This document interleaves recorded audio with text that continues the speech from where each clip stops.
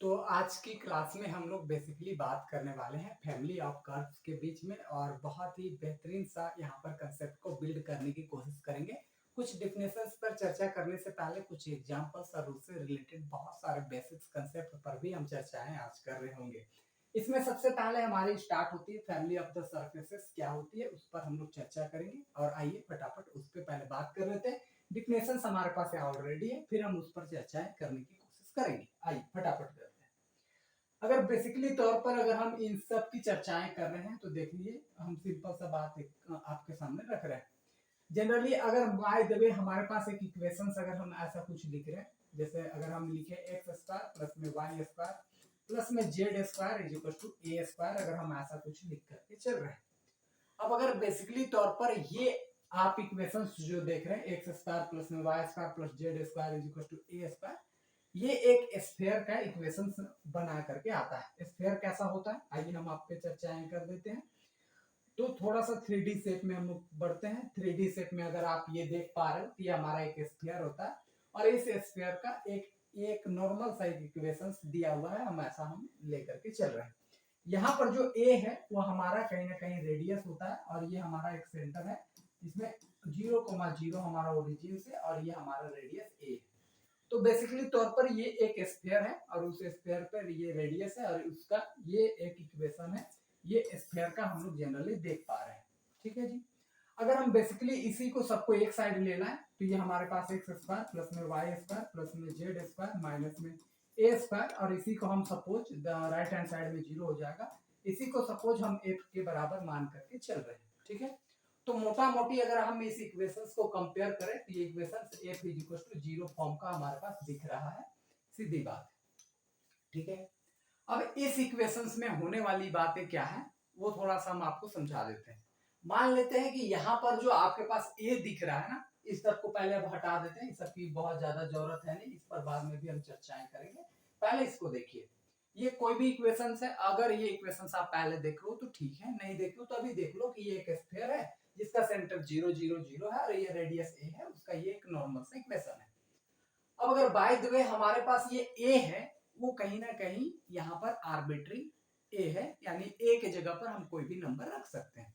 अगर बेसिकली तौर पर हम ए को कोई कांस्टेंट रख देते हैं, जैसे अगर हम ए इज इक्वल टू 4 रख दें तो इसका मतलब है कि ए स्क्वायर प्लस में वाई स्क्वायर प्लस में Z square is equal to सीधा सीधी 4 स्क्वायर हो जाएगा। यानी ये एक स्फीयर बनाएगा जिसका रेडियस कितना हो जाएगा 4 हो जाएगा। नॉर्मली एक रेडियस बना करके ये काम कर देगा। ठीक है, कोई बात तो है नहीं। लेकिन अगर हम यहाँ पर ए को एज अ पैरामीटर लेकर के चले, पैरामीटर मतलब चेंज करते रहे। ठीक है, चेंज करते रहे। तो जब ये चेंज करते रहे तो फिर क्या होगा कि हमारे पास अलग अलग ए की वैल्यू के लिए अलग अलग स्फीयर बन करके आएगी। यहाँ क्या किया हमने फिक्स कर दिया ताकि 4 ही लेना है, तो भैया एक ही स्फीयर बना करके हमें देगा। लेकिन हम क्या कर रहे हैं कि एक बार हम ए का वैल्यू 1 ले रहे हैं तो हमारे पास एक स्फीयर बनाएगा जिसका रेडियस 1 है। अगर हम a बराबर 2 ले लेंगे तो एक स्फीयर बनाएगा जिसका रेडियस 2 है। a बराबर 3 लेंगे तो जिसका रेडियस 3 है, ऐसा स्फीयर बनाएगा। तो बेसिकली तौर पर हम एक बार स्फीयर आपको बना बना करके थोड़ा सा दिखाते हैं। मान लो ये हमारे पास एक स्फीयर है, ये एक बड़ा स्फीयर है और ये इससे बड़ा स्फीयर है। तो इसका रेडियस 1 है, रेडियस 2, रेडियस 3 और रेडियस 4 का बहुत सारे स्फीयर है। लेकिन इन सब स्फीयर में एक बात कॉमन हमें दिख रही है कि केवल रेडियस चेंज कर रहा है, स्फीयर तो वही है। तो हम जनरली ये कहते हैं कि भैया यहां पर अगर एक स्फीयर है तो कोई बात नहीं, वो अकेला है। लेकिन अगर इसी तरीके से हमारे पास बहुत सारे स्फीयर्स अगर मिलते हैं सेम बिहेवियर का, बस छोटी सी चेंजिंग अगर हमें देखने को मिलता है तो उससे कोई फर्क नहीं पड़ता है। लेकिन अगर वो सेम स्फीयर हमें मिल रहा है तो इसका मतलब है कि हम उसे फैमिली ऑफ स्फीयर कहते हुए चलेंगे। ठीक है, कोई बात तो है नहीं इसमें। सीधा सीधी मोटा मोटी हमें इस बात से हम समझ करके चल सकते हैं। आइए हम आगे चर्चाएं कर देते हैं। अब यहाँ पर अगर कोई स्फीयर है तो जाहिर सी बात है इस स्फीयर में सरफेस होती है, यानी कि ऊपर जो पोर्शन होती है इसे हम जनरली सरफेस कह रहे होते हैं। इस बात को ध्यान में रख के चलिएगा। कोई दिक्कत होगा तो आप बेझिझक होकर के पूछ लीजिएगा। ठीक है, आगे बढ़ेंगे।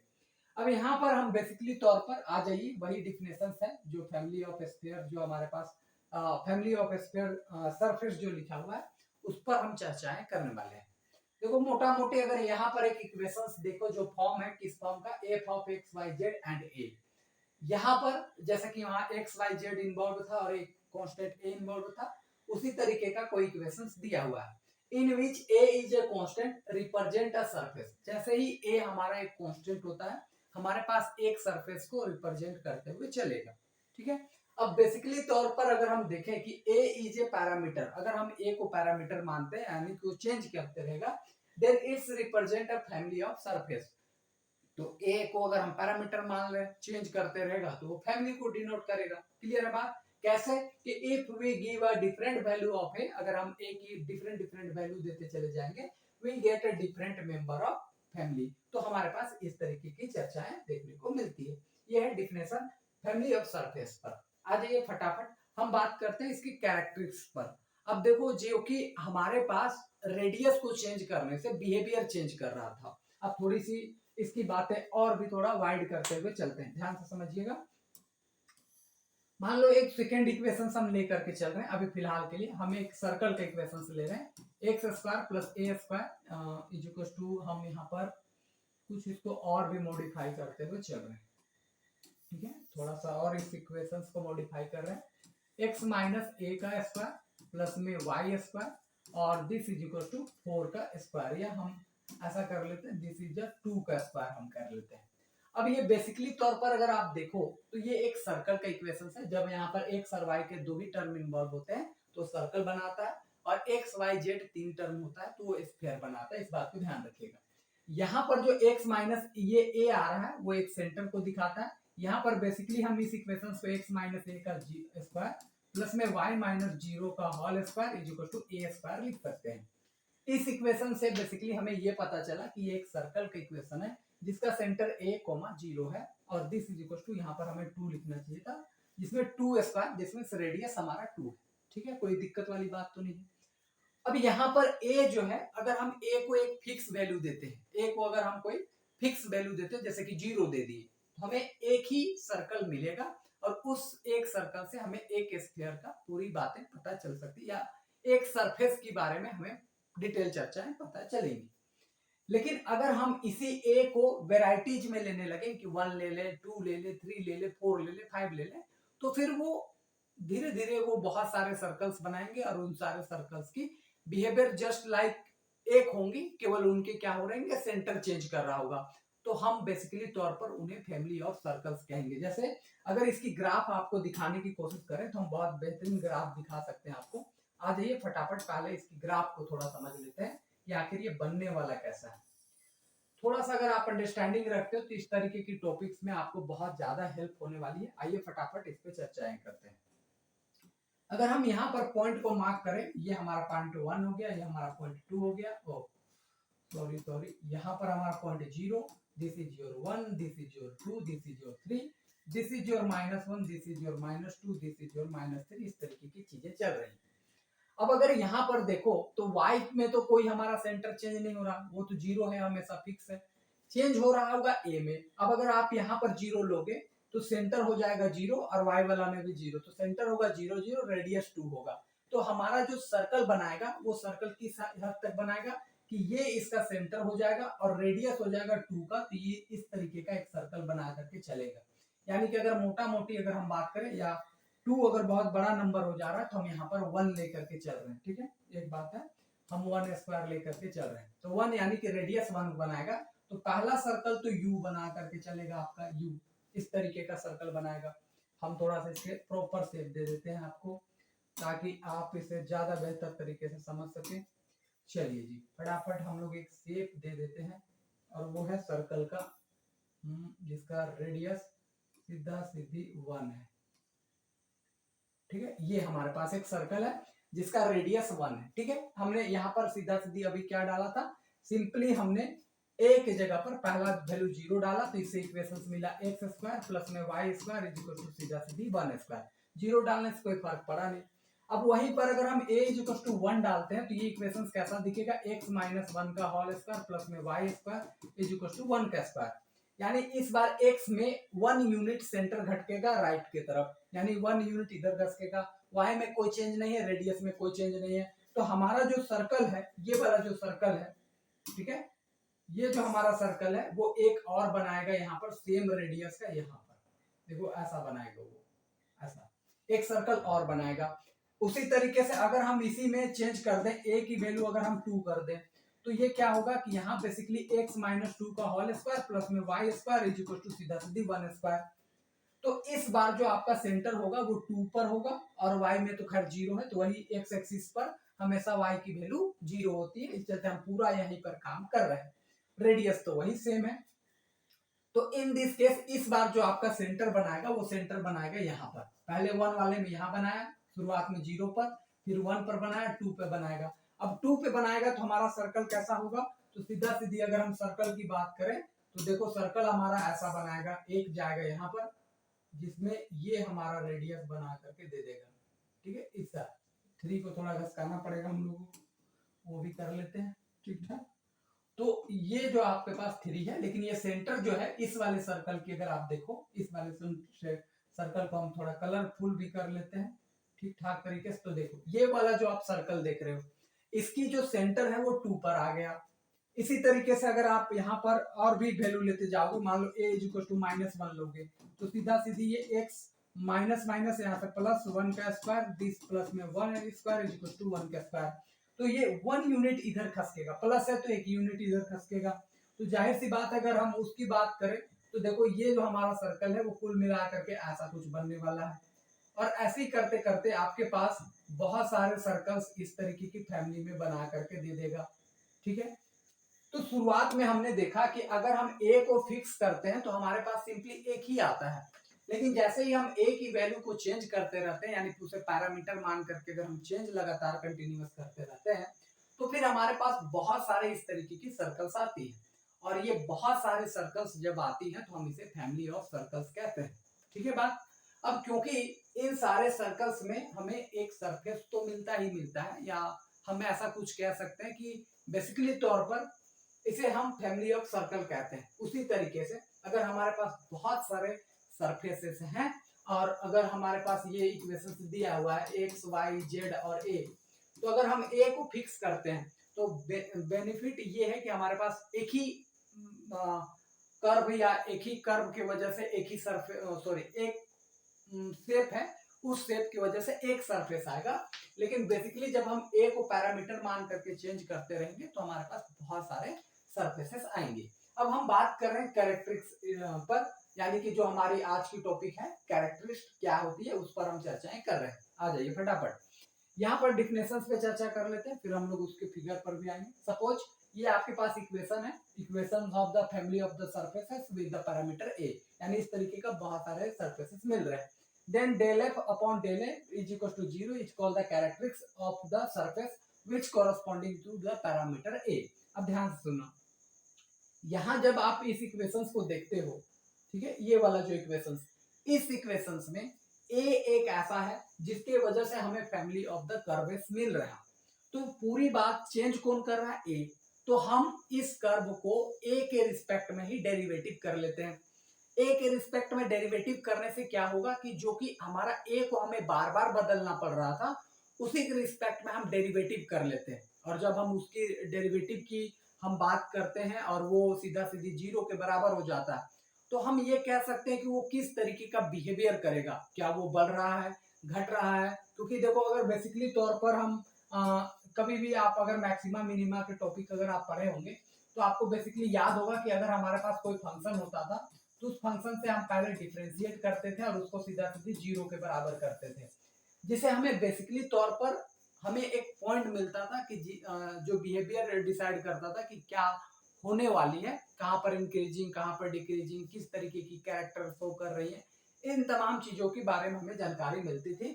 उसी तरीके से यहाँ पर जब हम कोई भी कर्व लेते हैं और जिसमें पैरामीटर ए है और उसी के रिस्पेक्ट में जब हम किसी भी कर्व को डिफरेंशिएट करते हैं तो उससे हमें उस कर्व का कैरेक्टरिस्टिक्स पता चलती है कि आखिर वो कैसा बिहेव कर रहा है। इस वजह से हमने इस वाले इक्वेशंस को लिखा है।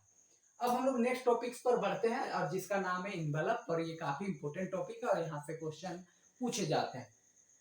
तो इन्वेलप बहुत ही आसान है, सटीक सर्च आंसर है, उस पर ही आएंगे। लेकिन उससे पहले आपको इस फिगर पर लेके चलते हैं जहां पर आपकी कमांड बहुत ही बेहतरीन होंगी। चलो ठीक है। अब ये जो आप देख रहे हो ये आपके पास फैमिली ऑफ द कर्व है। सपोज ऐसा मान के चलो हम फैमिली ऑफ द कर्व पर बता रहे हैं, आपको पढ़ना होगा फैमिली ऑफ द सरफेस पर, 3D शेप पर आपको पढ़नी होगी। हम पहले 2D शेप पर आपकी कमांड करवा रहे हैं, ठीक है। 2D शेप पर ही आप पहले कमांड कर लो, फिर जैसा 2D पे काम करता है वैसा 3D पे काम करेगा।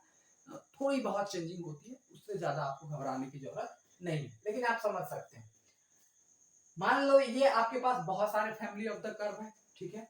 अब यहां पर क्या हुआ कि कोई एक लाइन जो आता है, सीधा सीधी हम ऐसा कुछ करते हैं, ठीक है ठीक है ठीक है ठीक है, शेप कुछ ले लेते हैं, ठीक है।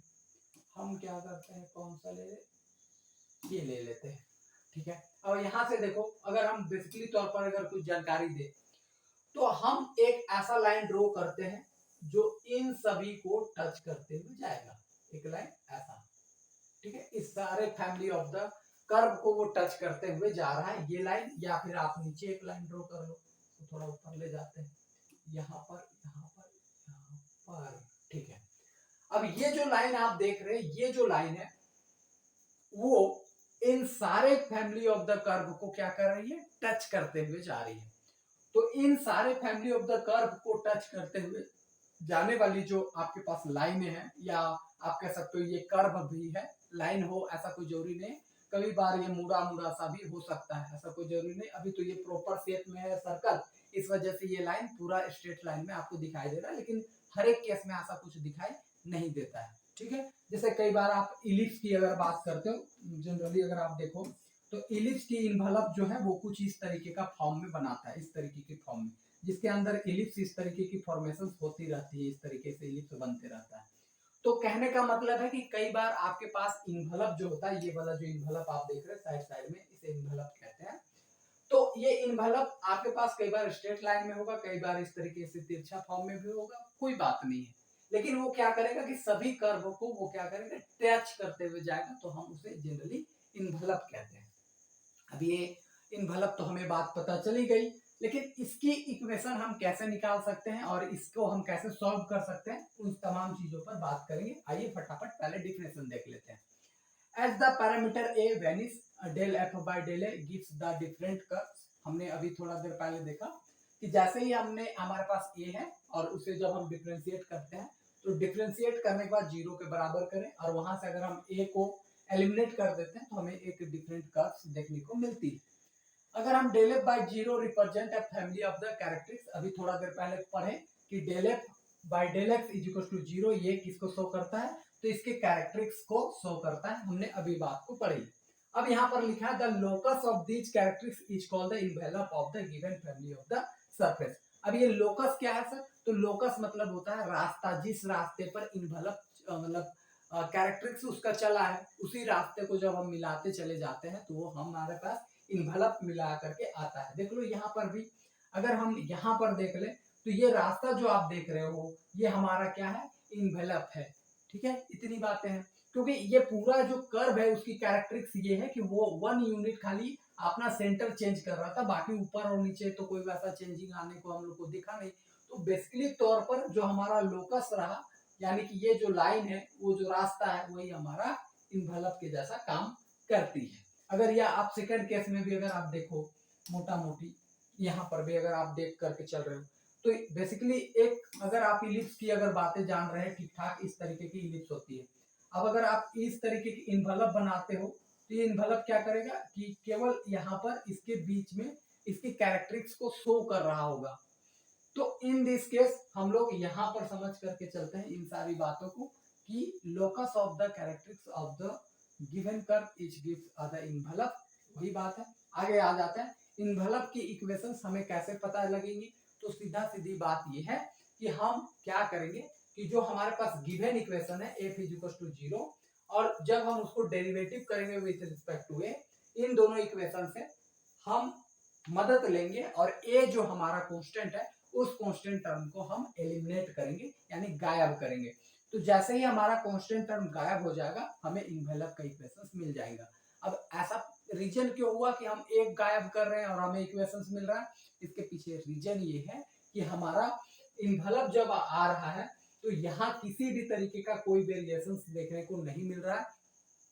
वेरिएशंस कहाँ था? कर्व में। इन्वेलप में कोई वेरिएंस नहीं है। दूसरी बात कि यहाँ पर केवल क्या कर रहा है, एक टेंजेंट लाइन ही हमें मिलते चला जा रहा है और उस टेंजेंट लाइन को ही हम लोग क्या कर रहे हैं, ऐसा मिलाते चले जा रहे हैं जिससे इन्वेलप मिल रहा है। तो बेसिकली तौर पर हम ये कैरेक्टरिस्टिक शो कर पा रहे हैं। ठीक है, तो यहीं पर हमें एक बात पता चला कि यहाँ पर हमें ए की कोई वैसे आवश्यकता नहीं है इन्वेलप पता करने के लिए। तो इन दोनों से ए को हम लोग सीधा सीधी गायब करेंगे और इससे हमें एक अच्छा खासा इन्वेलप की इक्वेशन आ जाएंगी। आ जाइए फटाफट एक नए टॉपिक की तरफ, और इसका अगर हम नाम देखें तो ये है एज ऑफ रिग्रेशन। ठीक है, एज ऑफ रिग्रेशन की अगर हम बात करें तो इसे बेसिकली तौर पर तीन तरीके की इक्वेशन से पता किया जा सकता है। एफ ऑफ ए बराबर 0, फिर इसका फर्स्ट डेरिवेटिव और इसका सेकंड डेरिवेटिव, इन तीनों से ए को गायब करेंगे तो हमारे पास यहाँ पर कुल मिला करके एज ऑफ रिग्रेशन हमें मिल जाएगा। लेकिन ये होता क्या है वो थोड़ा समझाते हैं। एज ऑफ रिग्रेशन जो है इन फिगर से ही क्लियर होगा। ये जो आप पॉइंट देख रहे हैं जहां से इन्वेलप और ये जो कर्व है दोनों टच कर रहा है, ये हमारा एज ऑफ रिग्रेशन होता है। इस बात को ध्यान में रखिएगा। ये वाला जो आप देख रहे हैं जहाँ पे टच कर रहा है तो वो हमारा एज जो है वो एज ऑफ रिग्रेशन हम लोग बोलते हैं। ठीक है, वही बात है यहाँ पर। The locus of intersection of the corresponding characteristics one parameter of the family of the surface is called the edge of the regression. यानी जो लोकस ऑफ द इंटरसेक्शन है, ठीक है, of the conjugative characteristics one parameter of the family of the surfaces। वही लिखा हुआ है कि जो ऊपर वाला जो था जिसमें लोकस जा रहा था और जो कर्व है उन दोनों के बीच का जो इंटरसेक्शन वाला जो एज है वही हमारा एज ऑफ रिग्रेशन देखने को मिलती है।